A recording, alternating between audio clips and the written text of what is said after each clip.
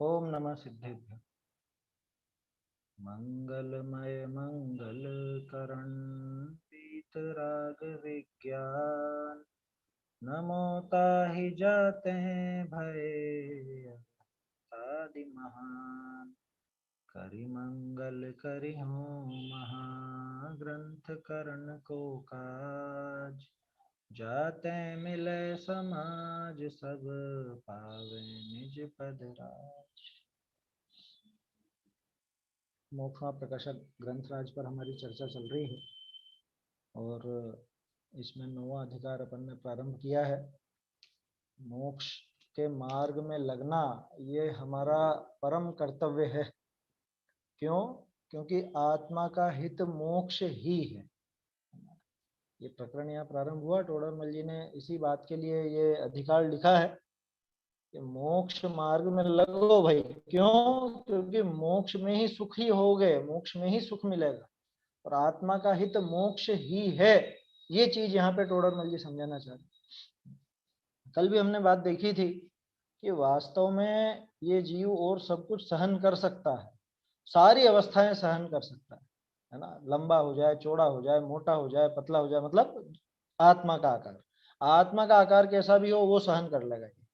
ज्ञान कम हो जाए, ज्यादा हो जाए, है उल्टा रहे, सीधा रहे, ज्ञान कैसा भी रहे, वो सब सहन कर लेगा। दुख सहन नहीं कर सकता, सिर्फ एक दुख की पर्याय ऐसी है जिसको ये सहन नहीं कर सकता। तो दुख से बचाना, खुद को, आत्मा को दुख से बचाना, यही एकमात्र हमारा कर्तव्य होना चाहिए। स्वयं को दुख से बचाना, दुख दूर करने का उपाय करना, यही एकमात्र कर्तव्य होना चाहिए। और दुख कहाँ पर नहीं है?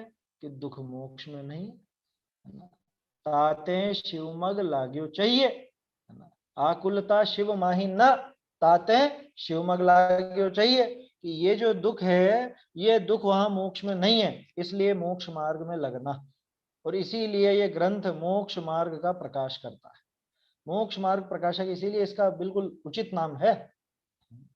कल चर्चा करी थी अपन ने, शुरुआत करी थी। अभी तो एक तरह से इस चीज को ही सिद्ध करेंगे टोडरमल जी की आत्मा का हित मोक्ष ही है। हम ये पढ़ देते हैं, बोल देते हैं, लेकिन वास्तव में अंदर से लगता नहीं है, विश्वास आता नहीं है कि आत्मा का हित मोक्ष ही है। ये संसार में किसी भी चीज में कुछ भी हित नहीं है, अपना भला नहीं है। रुपए पैसे में हित नहीं है, है? नामवरी में यश बढ़े, इसमें हित नहीं है, है? और चीजों में हित नहीं है, किसी भी चीज में हित नहीं। आप कह रहे हो सिर्फ आत्मा का हित मोक्ष में ही है, कैसे? तो उसकी सिद्धि चल रही है। अभी तो सबसे पहले ये सिद्ध किया है टोडरमल जी ने, पहला बिंदु अपना ये निकला कि वास्तव में जीव सब कुछ सह लेता है, एक दुख को नहीं सह सकता। इसलिए कर्तव्य क्या निकल करके आया हमारा? कि कर्तव्य है कि आप दुख से छूटने का उपाय करो, जैसे भी दुख दूर हो सके वो उपाय करो। अब यहाँ जो अंदर कंफ्यूजन चलता है बहुत ज्यादा, दुख और सुख किससे, वो बात यहाँ पर करते हैं, है ना। बाहरी पदार्थों से सुख दुख है या नहीं है, उनसे कुछ सुख दुख होता है कि नहीं होता है अपने को? हमने तो देखा है साहब, मीठा मीठा खाने को मिले तो सब अच्छा है। मीठा मीठा मतलब जिसको जैसा पसंद हो, वो विषय भोग मिल जाए तो बढ़िया, उसमें तो सुख लगता है ना। और बाहर में गर्मी बहुत है, प्रतिकूलताएं हैं, तो उसमें दुख लगता है ना। आप कैसे कह सकते हो ये हमारा हितकारी नहीं है, ये वस्तु, ये ठंडी हवा, ये पंखा कूलर, ये हमारे हितकारी नहीं है, आप कैसे कह सकते हो? वो अब यहाँ पर सिद्ध करते हैं। तो अब ये दूसरा चरण है, ये आत्मा का हित मोक्ष ही है, इसको समझने के लिए अभी दूसरा चरण देखते हैं अपन। प्रकाशित प्रतियों में 306 नंबर का पेज है, बहुत बढ़िया पैराग्राफ है, पूरा पैराग्राफ ही अंडरलाइन करने जैसा है ना। और इसके साथ मैं फिर से आपको ध्यान दिला दूं, इसमें पेज नंबर 52, पेज नंबर 48 और पेज नंबर 197, 197, ये तीनों पेज इसमें काम आएंगे अपने। जहां पर आएंगे मैं बताऊंगा आपको। तो देखते हैं अपन 306 पर तीसरा पैराग्राफ, और हस्तलिखित प्रतियों में है 393, 393। देखिए इस पेज में बहुत काटा पीटी है, यूं समझ लो आधा पेज काटा हुआ है, और 3-4 लाइनें तो हाशियों में लिखा है, ऊपर के हाशिए में, साइड के हाशिए में। हाशिया समझते हैं ना, खाली जगह। तो आप सोचो टोडरमल जी ने कितना जोर लगाया होगा इसको लिखने में, इस पैराग्राफ को लिखने में कितनी मेहनत करी होगी उन्होंने, कितना दिमाग दौड़ाया होगा, बार बार लाइनें काटी फिर लिखा। देखिए, बहुरी दुख न होई सोई सुख है, यहां से शुरू है ना पैराग्राफ। पहले एक बार पूरी रीडिंग लगाता हूं मैं पैराग्राफ की, ताकि थोड़ा सा वो दिमाग में अपने बैठेगी बात। बहुरी दुख न होई सो ही सुख है, जाते हैं आकुलता लक्षण लिए दुख, तिसका अभाव सोई निराकुल लक्षण सुख है, सो यह भी प्रत्यक्ष भाषे है। ये भी प्रत्यक्ष भाषित होता है। कल भी अपन ने बात देखी थी कि प्रत्यक्ष दिखता है कि दुख को सहन नहीं करता जी, कोई दुखी नहीं होना चाहता, सभी जीव सुखी होना चाहते हैं, इसमें कोई युक्ति तर्क आदि की आवश्यकता नहीं है, सब समझते हैं इस बात को। कोई भी जीव ऐसा नहीं मिलेगा जो सुख नहीं चाहता। देखो क्या कह रहे हैं, सो ये भी प्रत्यक्ष भाषा है। बाह्य कोई सामग्री का संयोग मिलो, जाके अंतरंग विषय आकुलता है सो दुखी ही है, और जाके आकुलता नहीं सो सुखी। बहुरी आकुलता हो है सो रागादिक कषाय भाव भय हो है, जाते हैं रागादि भावनी करी, यह तो द्रव्यनिकों और भांति परिणमाया चाहे, और वे द्रव्य और भांति परिणम है, तब या के आकुलता हुई। तहा के तो आपके रागादिक दूर होई, के आप चाहे तैसे ही सर्वद्रव्य परिणम है, तो आकुलता मिटा। सो सर्वद्रव्य तो या के अधीन नहीं, कदाचित कोई द्रव्य जैसी या की इच्छा हुई तैसे ही परिणम है, तो भी या की सर्वथा आकुलता दूर न होई। सर्व कार्य या का चाया ही होए, अन्यथा न होए, तब यह निराकुल रहे, सो यह तो हो ही सके नहीं। जाते हैं कोई द्रव्य का परिणमन कोई द्रव्य के अधीन नहीं। 52 पेज। ताते आप अपने रागादि भाव दूर ही भय निराकुलता हुई, सो ये कार्य बनी सके, ये कार्य बनी सके। जाते हैं रागादिक भाव आत्मा का स्वभाव तो है नहीं, उपाधिक भाव है, पर निमित्त भय है, सो निमित्त मोह कर्म का उदय है। ताका अभाव भय सर्व रागादिक विलय हो जाए, तब आकुलता का नाश भय दुख दूर होई सुख की प्राप्ति होई, ताते मोह कर्म का नाश हितकारी है। हो गया ना पैराग्राफ। इसलिए मोह कर्म का नाश हितकारी, मतलब टोडरमल जी को आप देखो किस तरह से सिद्ध करेंगे आत्मा का हित मोक्ष है। अभी तक मोक्ष की बात नहीं करिए, अभी तक बात ये करिए कि यहाँ जीव दुखी क्यों है, किसकी वजह से दुखी है, दुखी क्यों होता है, सुखी कैसे होता है, ये बात चल रही है। देखिए क्या कह रहे हैं, सबसे पहले तो सुख किसको कहना, कि दुख नहीं होना उसी का नाम सुख है। ये कैसी परिभाषा, दुख नहीं होना उसी का नाम सुख, ऐसी परिभाषा क्यों देते हैं। सुख की खुद की कोई सत्ता नहीं है क्या, जो दुख के अभाव रूप ही उसको बता रहे। अरे जैसे क्षमा को समझने के लिए क्रोध के अभाव रूप क्षमा ऐसा समझाया जाता है, ऐसे आज तक इसने सुख देखा नहीं ना, आज तक क्षमा नहीं देखी थी, तो क्रोध देखा था, तो इसको समझाने के लिए क्रोध का अभाव क्षमा है ऐसा बताते। ठीक ऐसे असली सुख आज तक देखा नहीं, दुख तो देखा है, आकुलता का अनुभव तो किया है, उस सुख का अनुभव नहीं किया, तो इसको क्या कहते हैं कि दुख का अभाव वो ही सुख है। और दुख क्या चीज है साहब, कि दुख तो पूरे ग्रंथ में बताया है कहां कहां कैसे कैसे होता है, कि वो आकुलता ही दुख है। ये तो जगह जगह सिद्ध किया ना, सैकड़ों जगह पे सिद्ध कर चुके हैं टोडरमल। क्या कह रहे हैं, दुख ना होई सोई सुख है, क्यों कि जाते हैं आकुलता लक्षण लिए दुख, है ना। आकुलता किसका लक्षण, कि आकुलता दुख का लक्षण।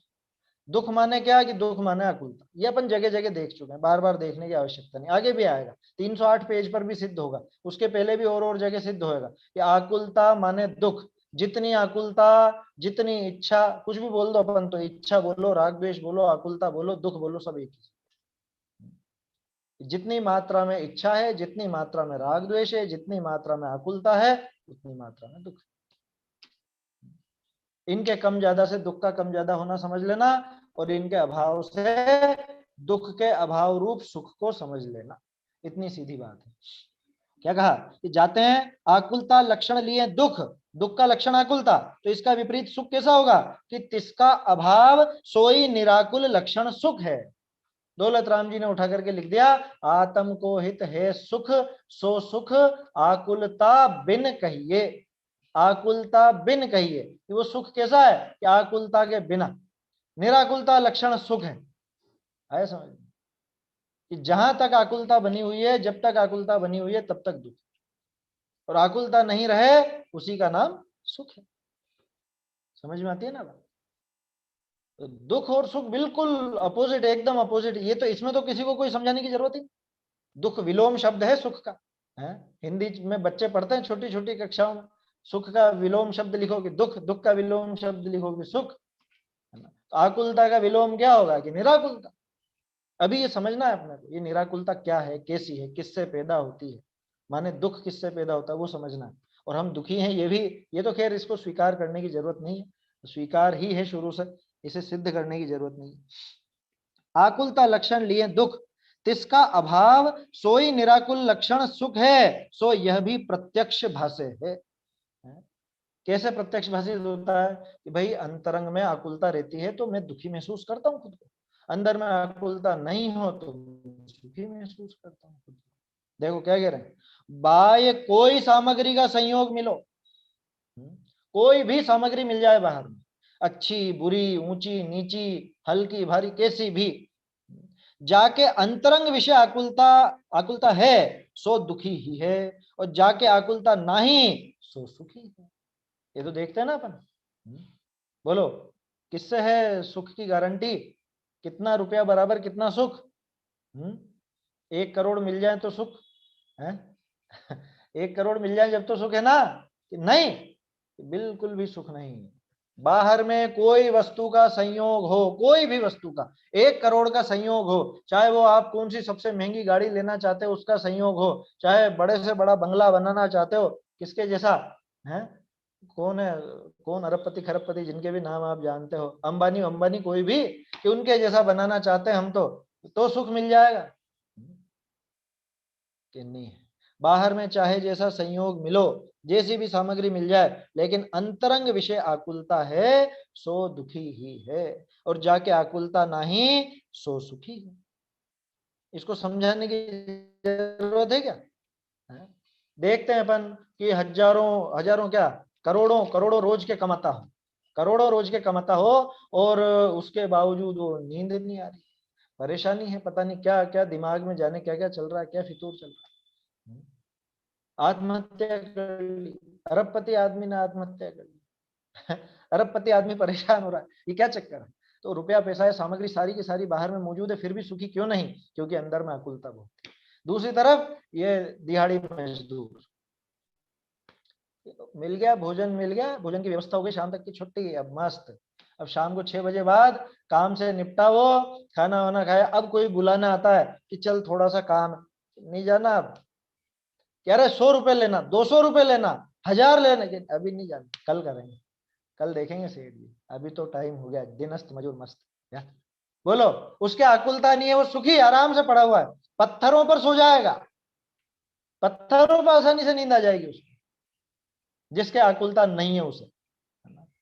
अरे हमारे मुनिराज, उनके है क्या कोई आकुलता नहीं है? तो बाहर में जंगल में कितना भयानक मौसम है, कितनी भयंकर सर्दी, कितनी भयंकर गर्मी, तरह तरह के परिसर और उपसर्ग, और हम तो जरा सी ये मौसम बदला, अभी बारिश बंद हो गई, गर्मी पड़ रही है, बहुत गर्मी हो रही है, बहुत गर्मी हो रही है, परेशान हो रहे हैं, लाइटें भी नहीं आ रही है, और पंखे भी नहीं चल रहे हैं, और ये मच्छर भी काट रहे हैं, वो वहां पे दंश मशक वगैरह सब उनके बीच में सुखी, और हम यहाँ पे मच्छर मच्छर, जरा से मच्छर में हम दुखी, कि अच्छा चलो मच्छर तो दुख का साधन, लेकिन ये सारी चीजें मिल गई, सारी अनुकूलता मिल गई, उसके बाद भी क्यों दुखी?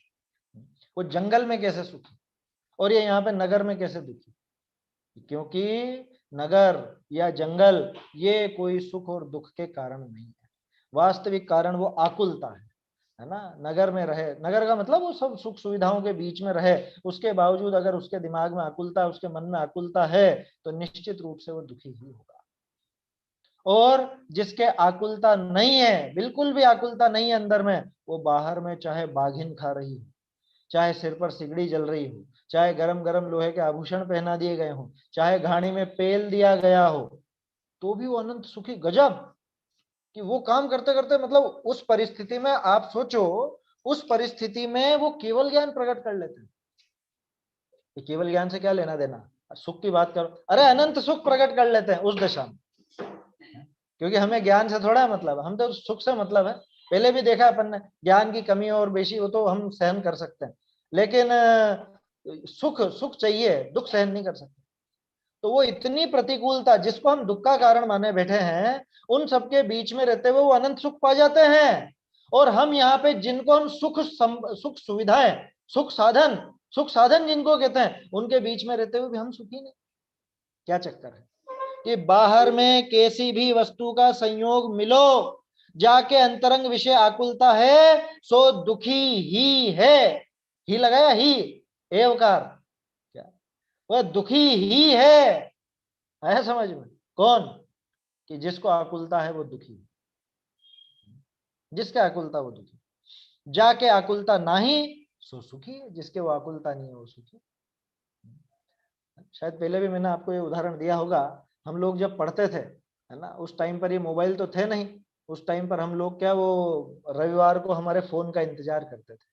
क्या हमारे फोन आते थे, घर से फोन आते या हम लगाते, यही सुविधाएं थी। एसटीडी थी ना उस टाइम पे। तो एक व्यक्ति रिसेप्शनिस्ट होता था, ठीक है। अब मान लो किसी के घर पर कुछ हो गया, कोई घटना घट गई, कोई मर गया मान लो, है ना, किसी के घर पर मर गए। अब वो रविवार तो था नहीं, किसी और दिन फोन आया, किसने उठाया फोन? कौन उठाएगा? रिसेप्शनिस्ट। तो रिसेप्शनिस्ट को सबसे पहले मालूम पड़ा कि भैया फला फला लड़के को ये बता देना है कि घर पे ऐसा ऐसा हो गया है, तुम जल्दी से वहां से निकल के आ जाओ या हमारी बात करा दो। ठीक है, सबसे पहले ज्ञान किसको हुआ? सबसे पहले ज्ञान उस रिसेप्शनिस्ट को, उसको मालूम पड़ी, है ना। दूसरी तरफ वो लड़का तो खेल रहा है अभी, वो हमारा साथी, वो तो खेल रहा है, ठीक है, हमारे साथ खेल रहा था। और खेलते खेलते वो रिसेप्शनिस्ट वहां से उठ के गया और उन सब लड़कों के बीच में उसने आवाज लगा के बुलाया कि भैया सुनो, तुम्हारे घर पे ऐसी ऐसी घटना घट गई। खेलने वाले कितने जन है? खेलने वाले 20 जन। ठीक है, उन 20 जनों ने वो खबर सुनी। दुखी कौन कौन हुआ है? दुखी कौन कौन हुआ? कि रिसेप्शनिस्ट ने सबसे पहले जाना, उसको दुख नहीं, पहले सबसे पहले जानने वाले को भी दुख नहीं, और वो एक साथ इतने लोगों ने जाना उनको भी दुख नहीं, दुख एक ही जने को। क्यों मेरे घर में ऐसा हो गया है? बोलो, दुख क्यों हुआ? क्योंकि उसको आकुलता। सबके साथ परिस्थिति वो की वही है ना, सब वहीं पे मौजूद है, सब वही खेल खेल रहे हैं, सब एक जैसी परिस्थिति में वहां पे मौजूद है, लेकिन उनमें से दुख उसी को हुआ जिसको आकुलता। ध्यान रखना, अभी अपन मोह पे नहीं आए हैं, वो आगे आएगी बात। अभी अपन आकुलता पे आए हैं कि दुखी कौन हुआ, कि बाहर में जैसा चाहे जैसा संयोग मिलो, जिसके हृदय में आकुलता पैदा हुई वो ही दुखी। आकुलता पैदा क्यों हुई, ये अपना अगला प्रश्न, वो आगे आएगा अभी कि वो मोह के कारण, वो मोह क्यों हुआ, फिर वो आगे और आएगा, है ना। एक एक चीज बिल्कुल क्रम से दिखाते जा रहे हैं टोडरमल जी, जवाब अभी पूरा हुआ नहीं है। वो जो प्रकरण प्रारंभ किया था ना, आत्मा का हित मोक्ष ही है, अभी सिद्धि नहीं हुई है, ये दूसरा चरण चल रहा है उसका। पहले चरण में तो इस बात की सिद्धि की कि जीव दुखी नहीं होना चाहता, जीव सुख चाहता है और दुख को सहन नहीं कर सकता, इसलिए कर्तव्य यह है कि दुख दूर करे। अब दूसरा चरण यह है कि ये दुख पैदा क्यों होता, किसकी वजह से पैदा हो रहा है ना, क्योंकि कारण भी देखा जाता है, बीमारी क्यों हुई उसका कारण देखेंगे तभी तो उसका उपाय चलेगा ना, निराकरण तभी चलेगा ना। तो दुख क्यों हुआ बोलो, बाहरी सामग्री के संयोग से कि वियोग से?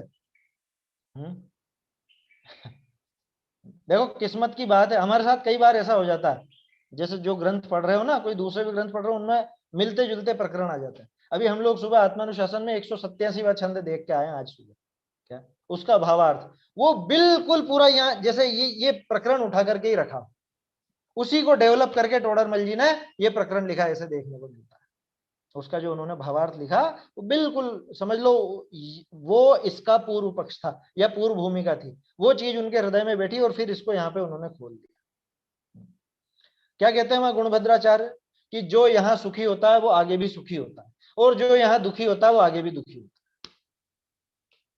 है। किसी बात करते हैं, अब वो तो आप लोग पढ़ोगे आत्मानुशासन तो ख्याल में आ जाएगी सारी की सारी बात। वहां सुख और दुख का अर्थ क्या? वहां सुख का अर्थ है सुखम सकल संन्यासो।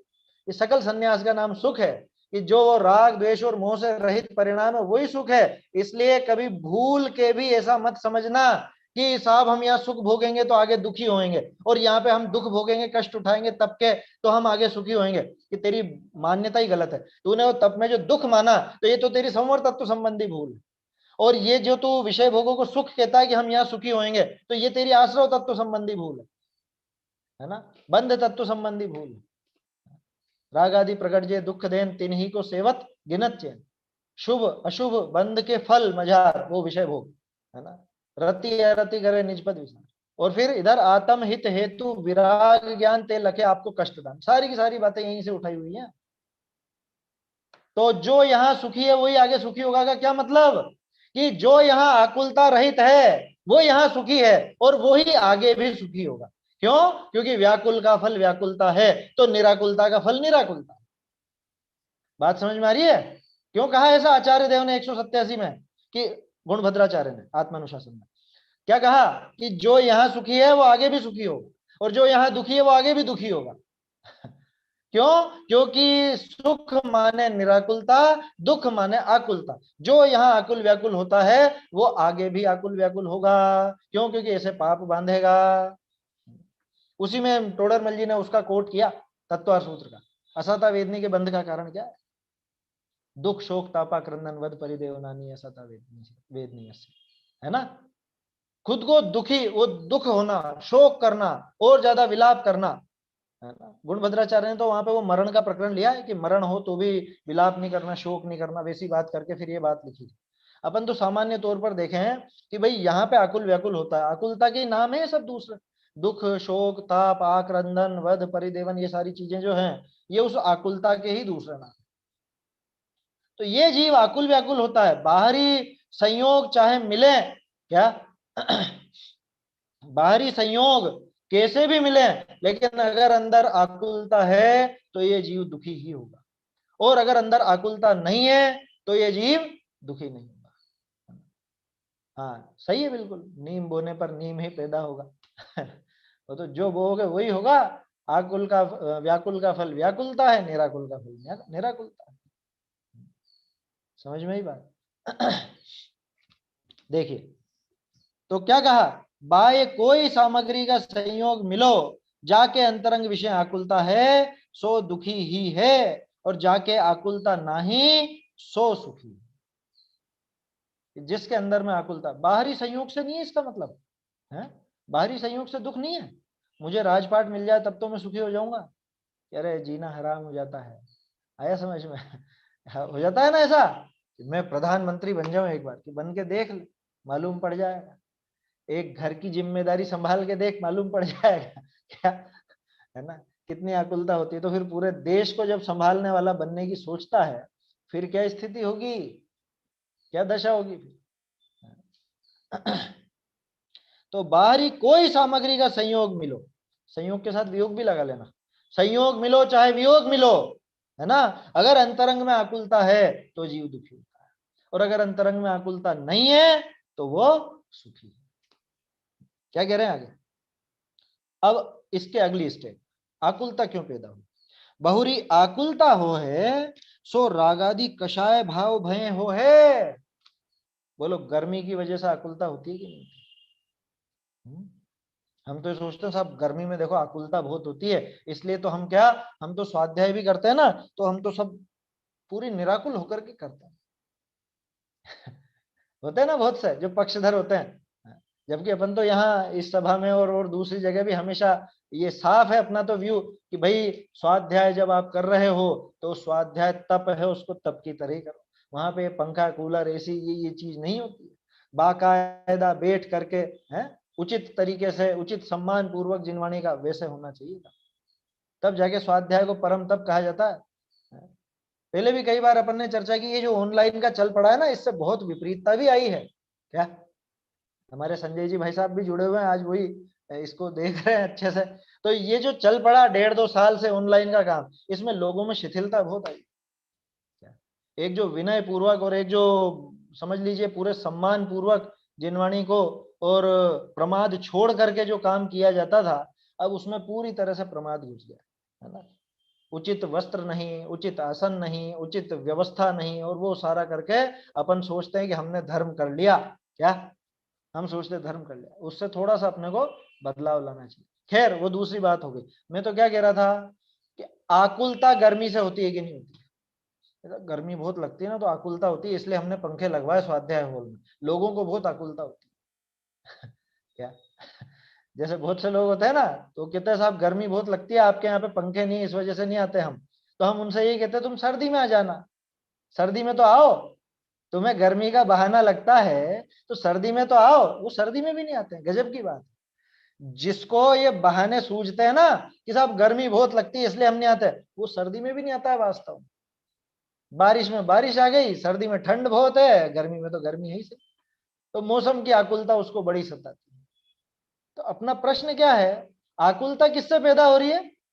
गर्मी से आकुलता होती है कि नहीं होती है? गर्मी से अगर आकुलता पैदा होती हो तो मुनिराज उस पहाड़ पर क्यों चढ़े? वो मुनिराज वहां पे ग्रीष्म ऋतु शिखर के ऊपर हैं, ऐसे क्यों क्यों वहां पे जाकर के तप करेंगे? वो वहां पे आत्मलीन कैसे हो जाते हैं, वहां पे आत्मिक सुख कैसे भोग लेते हैं? अगर गर्मी से आकुलता होती, कि चलो गर्मी से नहीं होती, भूख प्यास से तो होती होगी, है? भूख प्यास से आकुलता होती है कि नहीं होती? कि अरे साहब भूखे भजन ना होई गोपाला भी कहावत है, भूखे पेट रहते तो आकुलता हो जाती है? भूखे पेट रहेंगे तो आकुलता हो जाएगी, कैसे करेंगे स्वाध्याय, कैसे करेंगे और दूसरे तप? देखो मुनिराज लेते हैं, आज आहार क्यों लेते हैं? कि वो शरीर शिथिल हो जाता है, उससे फिर आकुलता होती है, वो आत्म ध्यान नहीं कर पाते हैं इस वजह से। तो इसका मतलब क्या निकला कि भूख के कारण आकुलता होती है ना? कि बिल्कुल नहीं, बिल्कुल भी नहीं। ना भूख के कारण अकुलता, ना प्यास के कारण अकुलता, ना गर्मी सर्दी के कारण अकुलता, ना आपके ये दंश मशक वगैरह जो मच्छर वगैरह हैं या और कोई कारण हो, वो कोई भी आकुलता का कारण नहीं है। कोई भी आकुलता का कारण नहीं। कौन है फिर आकुलता का कारण? मोह। मोह। वो छंद देखा था ना अपन, है वो सुबह वाली में देखा था, मनमोदन पंचशती का छंद है, बहुत सुंदर, कवि छत्र का। जिनके हिये में मोह करे ते हर्ष शोक, बिना मोह कौन का की राखत गरज। ये तो बीच की पंक्ति है, शुरुआत उसकी अलग है। ये बीच की पंक्ति मैंने आपको इसलिए बताया कि मोह का प्रभाव देखा है समझ में? मोह का, हरो जाऊ धन ओ बिछुर जाऊ परिजन, ऐसे ऐसे करके शुरुआत है उस छंद की। क्या कहा? बहुरी आकुलता हो है सो रागादिक कषाय भाव भय हो है। रागादिक कषाय भाव भय हो है। अब यहाँ पे थोड़ा सा ध्यान रखना, यहाँ मिथ्यात्व की बात करी कि नहीं करी? कर दी। क्यों कर दी? क्योंकि रागादि भी मुख्य रूप से मिथ्यात्व के कारण ही पैदा होते हैं। ये पहले दिखा चुके हैं टोडरमल जी। और टोडरमल जी ने पहले कहा कि कषाय इनका सामान्य नाम है, इन सबका सामान्य नाम है कषाय। किनका? मिथ्यात्व का भी और राग द्वेष का भी। तो जब रागादि कह रहे हैं तो अकेले राग द्वेष मत लेना, है ना? नहीं तो आजकल क्या बहुत से ऐसे भी दिमाग लगाते हैं, देखो रागादि लिखा, मिथ्यात्व नहीं लिखा, मिथ्यात्व नहीं लिखा उन्होंने। अरे भैया पहले कह चुके हैं वो, इन सबका एक सामान्य नाम है, इनमें से किसी का भी एक का नाम ले लो, वो सब शामिल हो जाता है, सब शामिल हो जाते हैं। चाहे राग कह दो, चाहे मिथ्यात्व मोह कह दो, चाहे कषाय कह दो, वो एक ही चीज है, सारे के सारे आ जाते हैं उसमें। ठीक है ना? क्या कहा? आकुलता किससे हो रही है? आकुलता हो है सो गर्मी ते ना ही हो है, आकुलता हो है सो भूख प्यास ते ना ही हो है, आकुलता हो है सो रागादि कषाय भाव भय हो है। राग आदि कषाय भाव होने पर ही वो मिथ्यात्व राग द्वेष, है ना, मोह राग द्वेष जिनको हम शॉर्ट में कह देते हैं, उस मोह राग द्वेष के कारण ही वो आकुलता पैदा होती है। क्यों? कि जाते हैं राग आदि भावनी करी, ये तो पर द्रव्यनी को और भांति परिणमाया चाहे। कि रागादि से आकुलता पैदा क्यों होती है? देखो गजब की बात है, हर चीज में क्यों लगा लगा करके टोडरमल जी जवाब देते जा रहे, हर चीज में। पहले कहा कि तुम्हारा कर्तव्य सुखी होने का है, क्यों? क्योंकि जीव दुखी दुख को सहन नहीं कर सकता। फिर ये दुख क्यों पैदा होता है? कि दुख इस आकुलता से पैदा होता है। आकुलता क्यों पैदा होती है? कि राग द्वेष मोह के कारण पैदा होती है। राग द्वेष मोह से कैसे पैदा हो जाती है आकुलता, वो दिखा रहे हैं अब। जाते हैं रागादि भावनी करी, ये तो द्रव्यनी को और भांति परिणमाया चाहे। मैं चाहूं मोह माफिक रहे, है ना ऐसी पंक्ति। मैं तो चाहता हूं मेरे माफिक रहे, मेरे हिसाब से चले, ये बच्चे बच्ची मेरे हिसाब से चलने चाहिए, पत्नी को मेरा कहना मानना चाहिए, मेरे हिसाब से चलनी चाहिए, पति मेरी सुनता क्यों नहीं है, पति को मेरे हिसाब से चलना चाहिए। क्या ये बच्चे बच्चियों को, बच्चे बच्चे सोचेंगे माँ बाप को हमारे हिसाब से चलना चाहिए, उम्र हो गई है। ये आकुलता में और इच्छा में क्या अंतर है? क्या आकुलता और इच्छा, क्योंकि इसके पहले इच्छा को दुख का कारण या इच्छा हाँ को एक ही बताया बात है, आकुलता बोलो कि इच्छा बोलो एक ही बात है। ये दूसरे और तीसरे अधिकार में बिल्कुल स्पष्ट किया है टोडरमल जी। आकुलता का ही दूसरा नाम इच्छा है। इच्छा बोलो कि आकुलता बोलो, एक ही आगे आएगा।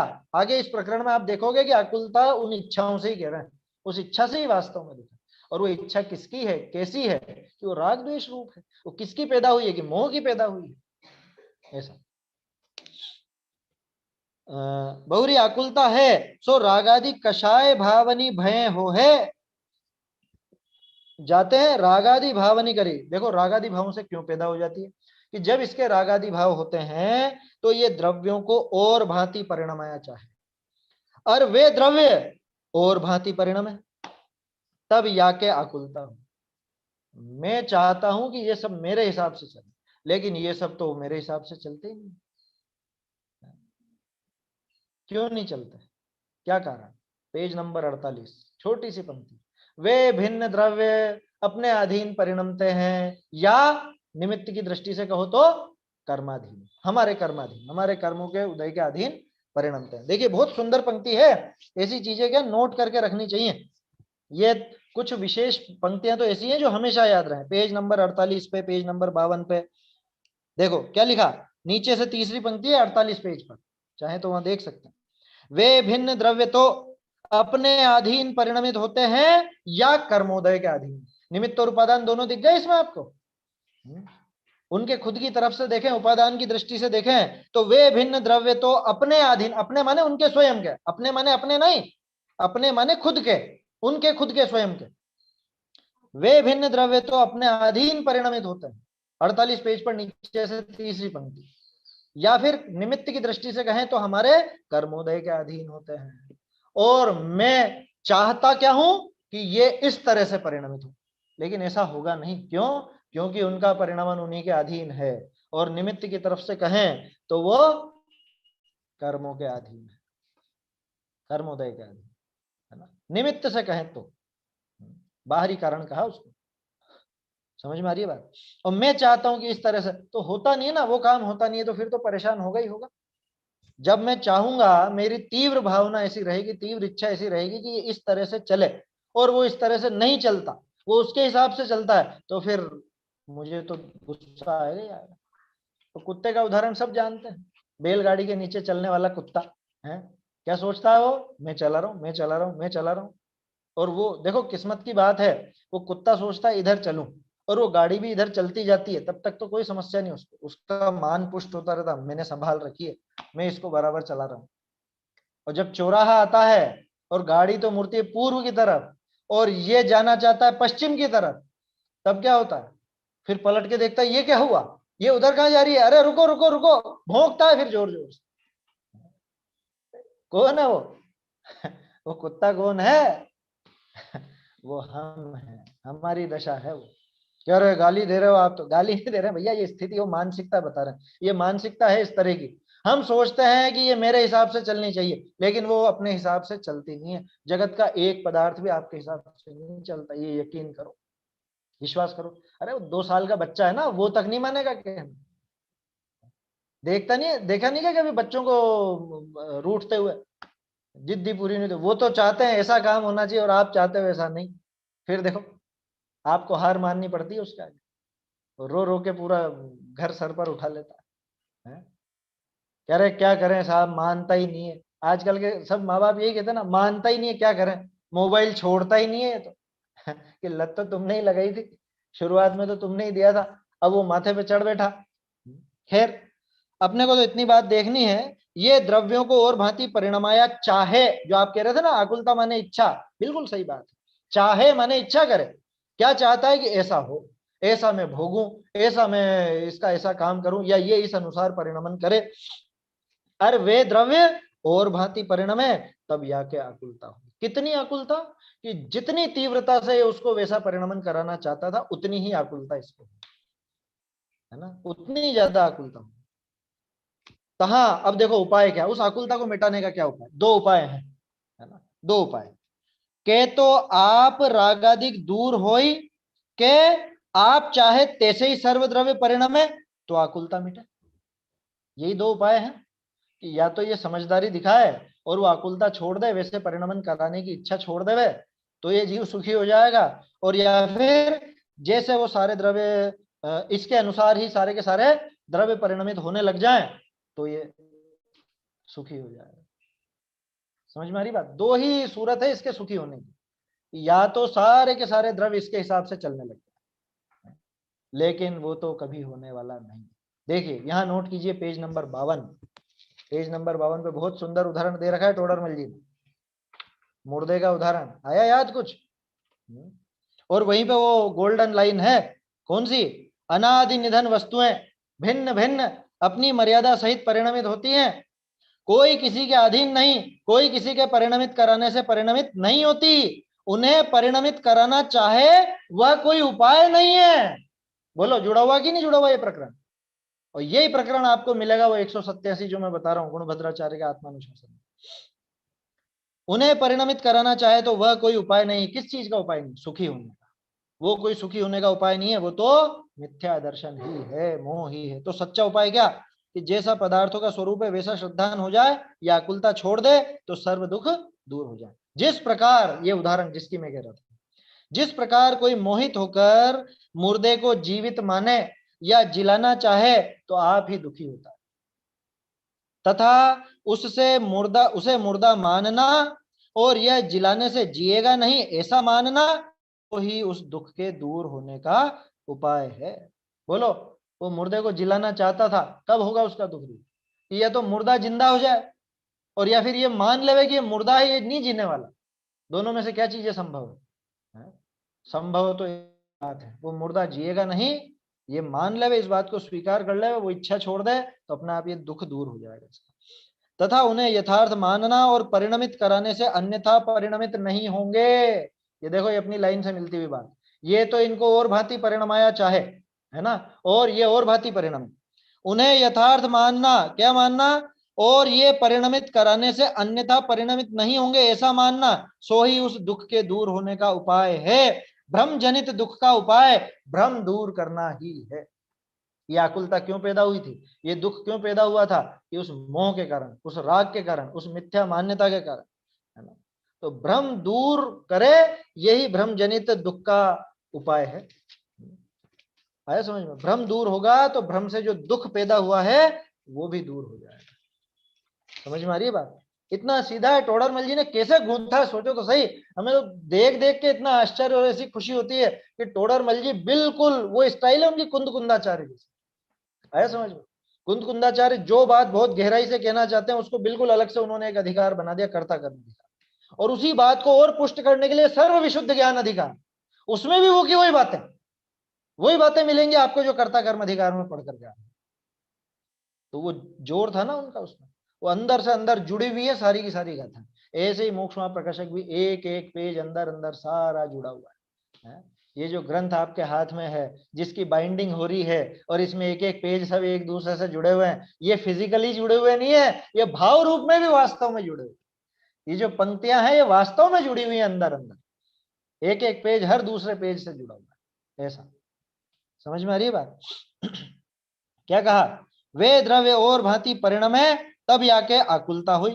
तहा दो ही उपाय, के तो मतलब या तो, के तो आपके रागादिक दूर होई, आप चाहे तैसे ही सर्वद्रव्य परिणमे तो आकुलता मिटे। मतलब दो दो उपाय सिर्फ, या तो ये रागादि भाव दूर हो और या जैसा ये खुद चाहता है वैसा का वैसा उनका परिणाम। सो सर्वद्रव्य तो या के अधीन नहीं। अच्छा, सर्वद्रव्य इसके अधीन नहीं है तो थोड़े बहुत तो होंगे? क्या कहना चाह रहे हैं टोडरमल जी? सर्वद्रव्य या के अधीन नहीं का क्या अर्थ लेना? कि सारे द्रव्य इसके अधीन नहीं है, कि सारे देश आपके गुलाम नहीं है, कि कोई कोई तो है? अरे एक भी नहीं है उनमें से, सारे ही द्रव्य, ऐसा लेना। ये पुरानी भाषा और नई भाषा का अंतर, कि सर्वद्रव्य तो या के अधीन नहीं, कि सारे द्रव्य कोई भी इसके अधीन नहीं है। कदाचित कोई द्रव्य जैसी या की इच्छा हुई तैसे ही परिणाम है, कि कभी कभी वो कुत्ते की इच्छा जिधर होती है वो बैलगाड़ी उधर चली भी जाती है ना। समझ में आ रही है बात? तो कदाचित कभी कभी हमारी इच्छा के अनुसार वैसा, इच्छा के अनुसार नहीं हुआ है वो तो अपन कहने में आ जाता है कि इच्छा के अनुसार, जैसी इच्छा हो रही है और वैसा ही परिणमन कभी कभी किसी किसी द्रव्य का होता दिख जाता है।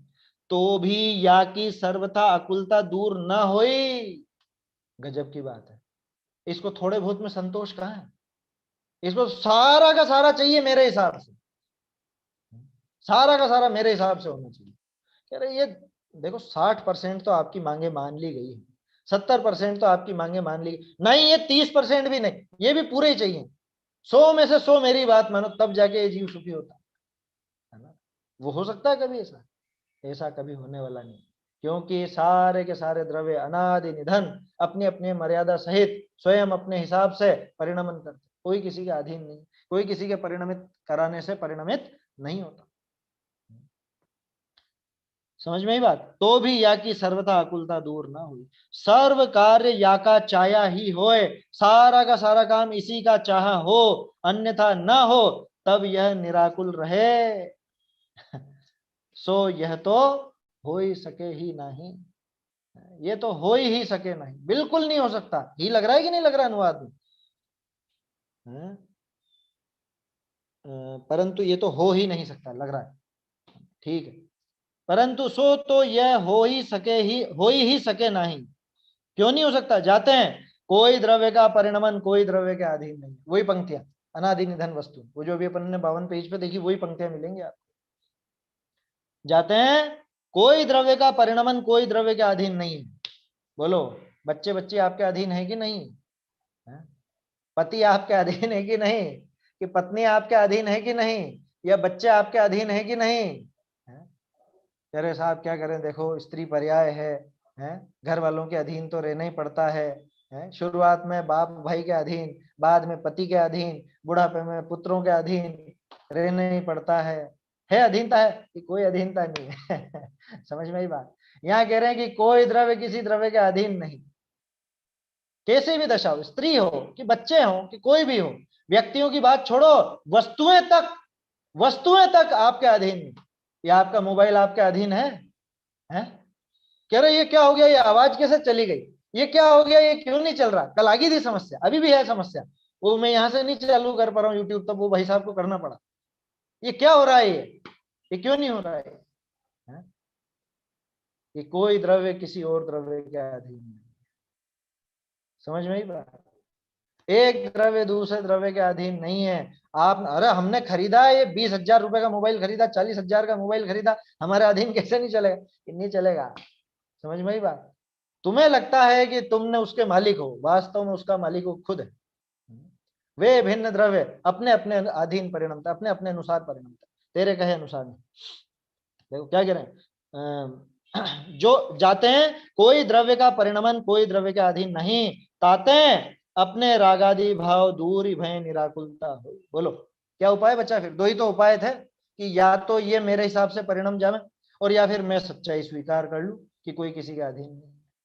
तो इसलिए एक ही उपाय बचता है कि अपने रागादि दूर करो भैया, अपने ये विकल्प छोड़ो, ये इच्छा छोड़ो, तो निराकुलता होएगी, आकुलता दूर हो जाएगी, है ना।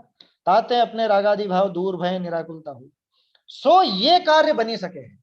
जो दो ऑप्शन थे उनमें से एक ही ऑप्शन बनने जैसा था, एक ही ऑप्शन था संभव, तो क्या यही विकल्प संभव था कि तू तेरी मान्यता सुधार, ये विकल्प छोड़, ये इच्छा छोड़, तो निराकुलता हो जाएगी, सुखी हो जाएगा। तो यही कारण है कि जीव जब तक इस बात को स्वीकार नहीं करता तब तक दुखी ही रहता है। इसीलिए कहा जाता है आज मानो काल मान, कल मान, चाहे अनंत काल बाद मान, मानना तो यही पड़ेगा अगर सुखी होना है तो। नहीं मानेगा तो दुखी होता रहेगा, अनंत काल तक दुखी होता रहेगा, क्या करें। ताते अपने रागादि भाव दूरी भय निराकुलता होई, सो ये कार्य बनी सके। अब वापस से क्यों, ये काम कैसे बन सकता है, वो काम क्यों नहीं बन सकता? दो ऑप्शन थे ना, कि दूसरे मेरे अधीन क्यों नहीं चल सकते, तो उसका तो कारण बता दिया। उसका कारण बता दिया कि सब अपने अपने अधीन होते हैं, कोई भी किसी और के अधीन नहीं होता, तो वो तेरे हिसाब से परिणमन नहीं करेंगे, ये तो उसका कारण हो गया। दूसरा ऑप्शन कि तू रागादि भाव दूर कर, तू इच्छा दूर कर, तो वो आकुलता दूर हो जाएगी, तो सुखी हो जाएगा। कि ये कैसे बन सकता है, ये क्यों कर सकता हूं मैं दूर, मतलब किस तरह से कर सकता हूं? ये संभव है क्या कि मैं वो आकुलता दूर करूं, मैं वो रागादि भाव दूर कर लूं? ये संभव है। कैसे संभव है वो बता रहा है। सो ये कार्य बन सकता है। क्यों बन सकता है? कि जाते हैं, रागादिक भाव आत्मा का स्वभाव भाव तो है नहीं, उपाधिक भाव है, पर निमित्तते भय है ना। सो निमित्त मोह कर्म का उदय है, ता का अभाव भय सर्व रागादिक विलय हो ही जाए।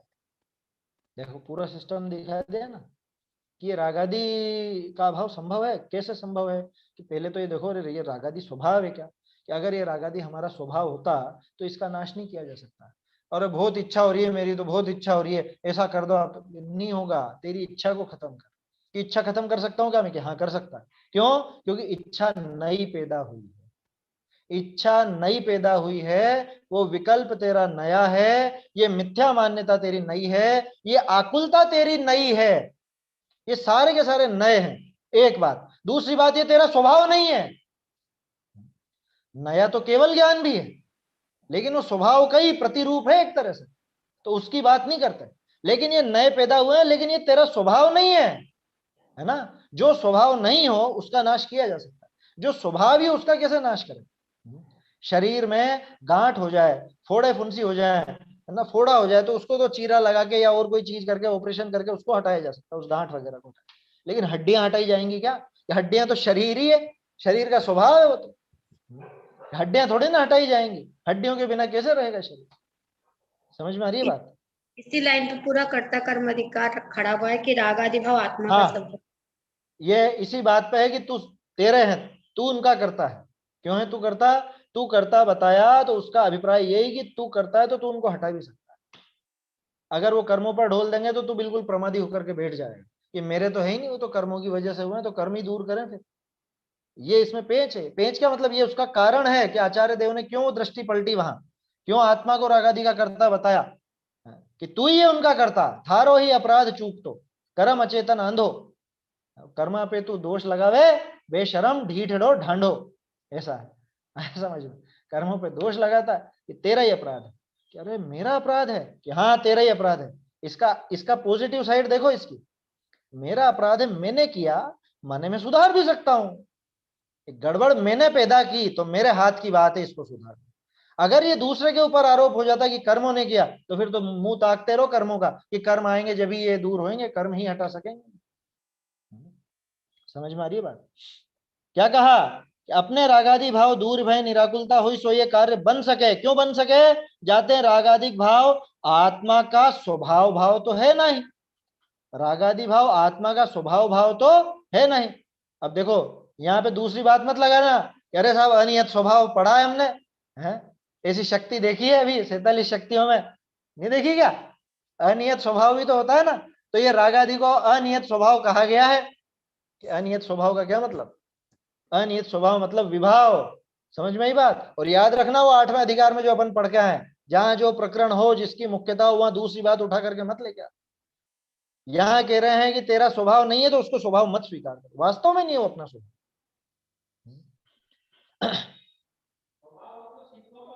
हाँ देखो, रागा जाते हैं रागादि भाव आत्मा का स्वभाव भाव तो है नहीं, उपाधिक भाव है।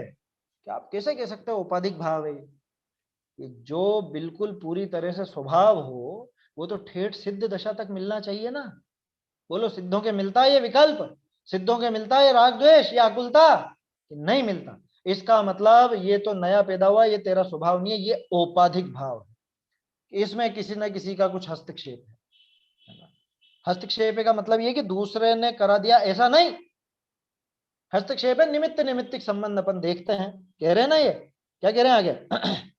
औपाधिक भाव है पर निमित्तते भय। कितनी विशेषताएं दे दी। ये रागादि भाव तेरा स्वभाव नहीं है, एक बात। दूसरी बात औपाधिक भाव है। तीसरी बात पर निमित्त से हुआ है। क्योंकि ये तो सिद्धांत है ना, अगर पर द्रव्य का निमित्त नहीं हो तो ये जीव के कभी राग द्वेष ही पैदा ना हो, कभी पैदा नहीं।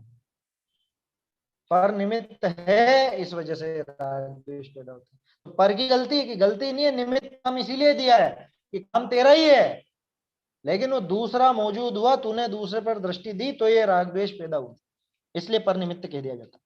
क्या कहा? सो ये रागादि भाव औपाधिक भाव है ना, स्वभाव भाव तो है नहीं, पर निमित्त भय है। सो निमित्त कौन? सो निमित्त मोह कर्म का उदय। औपाधिक का अर्थ क्या है ना? बढ़िया प्रश्न है। औपाधिक का भाव मतलब जिसमें किसी की उपाधि लगी। वैसे मुख्य रूप से औदैहिक भावों को ही औपाधिक भाव कहा जाता है। कर्म के उदय में जो भाव होते हैं उनको ही अधिकांशतया औपाधिक भाव कहते हैं। बाकी कहीं कहीं ऐसी भी अपेक्षा आती है कि जो क्षय के निमित्त से वो भी उपाधि, क्योंकि वो भी कर्म की उपाधि से हुआ। ऐसा जहां पे सिर्फ एक परम पारिणामिक भाव को ही अपना स्वभाव दिखाना हो ना, वहां पे इस तरह से भी कहा जाता है ये सब औपाधिक भाव है। क्षायिक भाव, औपशमिक भाव, क्षय औपशमिक भाव, सब औपाधिक भाव। उदयिक तो है ही सही औपाधिक। नहीं, पर के लक्ष्य से उत्पन्न हो उसको भी शायद औपाधिक भाव ही तो हाँ कहते हैं। हाँ, कहेंगे ना, उसको भी कहेंगे। हमारा लक्ष्य किसी पर के ऊपर गया और वो भाव हुए उसको। अरे ये जो अपन ने कहा अभी, उदयिक, क्षयिक, औपशमिक, इस हाँ। सब में पर का लक्ष्य है ना, दूसरे की दृष्टि से ही तो कह रहे हैं। कर्म के क्षय की मुख्यता से ही तो केवल ज्ञान को क्षयिक कहा। हाँ तो अच्छा, कर्म का क्षय भी पर लक्ष्य है। अरे तो पर की तरफ देखा ना, औपाधिक कर्म का क्षय, कर्म हाँ। का क्षय देखा, तो कर्मों की तरफ निगाह गई, तब जाके उसको आपने क्षयिक कहा। नहीं तो उसको स्वभाव भाव कहो, केवल ज्ञान को तो स्वभाव भी कहा जाता है, स्वाभाविक भाव भी कहा जाता है। अपेक्षा समझना, जहां पे उनको औपाधिक कहा हो तो वहां ये अपेक्षा समझना कि कर्म का कोई भी निमित्त देखा गया, कर्म की कोई भी दशा उसमें निमित्त रूप में स्वीकार की गई, तो उसको भी औपाधिक कह दिया जाता है।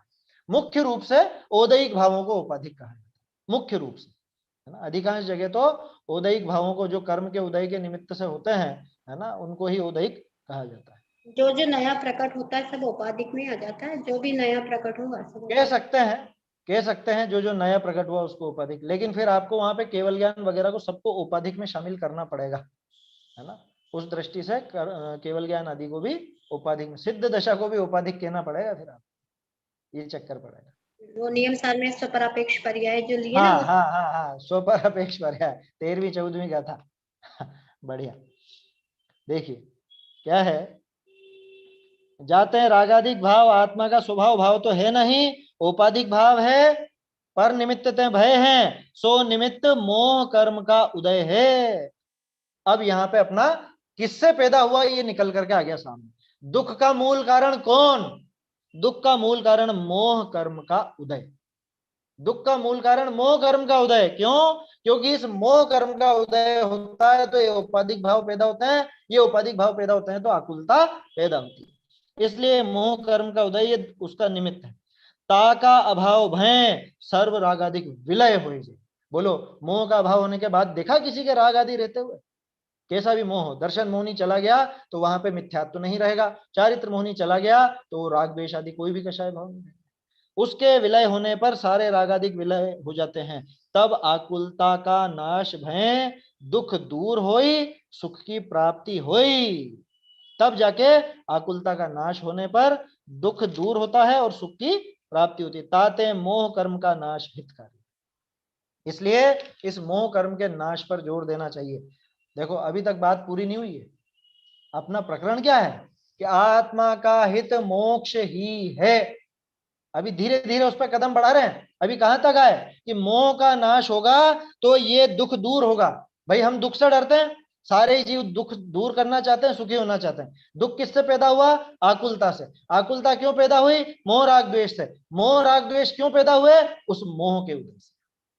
तो ये मोह के उदय को खत्म करो, मोह को समाप्त करो, अपने आप आकुलता समाप्त होगी, राग द्वेष समाप्त होंगे, आकुलता समाप्त होगी, फलस्वरूप दुख समाप्त होगा। ये सुख की विधि इसके अंदर आ गई। और कैसा समझे तो सुखी होंगे वो भी इसके अंदर आ गई। इंपोर्टेंट पैराग्राफ है ये भी, इसके साथ नोट कर लीजिए, पेज नंबर 48, 52 और 197, 197 पर भी इस तरह की बात है इस पैराग्राफ के साथ, है ना। आगे का जो विषय है वो अपन आगे फिर कल देखेंगे। अब इसमें दिखाएंगे कि ठीक है साहब, मोह का नाश कर ले फिर छुट्टी, फिर मोक्ष की बात क्यों करते हो आप? तब फिर वो एक एक क्रम बढ़ाते हुए कहेंगे कि अकेला मोह नहीं, उसके साथ ज्ञाना वर्णादि 8 ही कर्मों का नाश कर। वो प्रकरण अपन आगे कल देखेंगे। निज निधि निज में बताई यह अनंत उपकार है, इसके लिए जिन वाणी माँ को वंदना शत बार है, वंदना शत बार है।